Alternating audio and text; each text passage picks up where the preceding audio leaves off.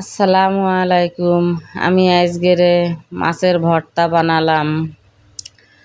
ফ্রিজে অনেক পুরানো মাছ বেঁচে থাকলে এগুলা তরকারি রান্না করে খাওয়া হয় না, তাই আজকেরে মাছগুলো ভেজে নিয়েছি। ভেজে সুন্দর করে বেছে এর ভিতরে কিছু সরিষা দিলে একটু ভালো লাগে বেশি, তাই আমি কিছু সরিষা দিয়ে দিয়েছি।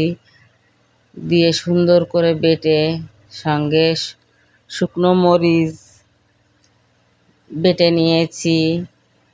তারপরে পেঁয়াজ, রসুন এগুলো সুন্দর করে ভেজে সঙ্গে বেটে নিয়েছি। মাছগুলো সুন্দর করে বেছে রেখেছি। এখন মাছগুলো সঙ্গে দিয়ে একসঙ্গে ভালো করে বেটে আমরা মাছের ভর্তা বানিয়ে রেডি করে ফেলবো। এভাবে ভর্তা বানিয়ে সবাই খেয়ে দেখবেন, অনেক সুস্বাদু হয়।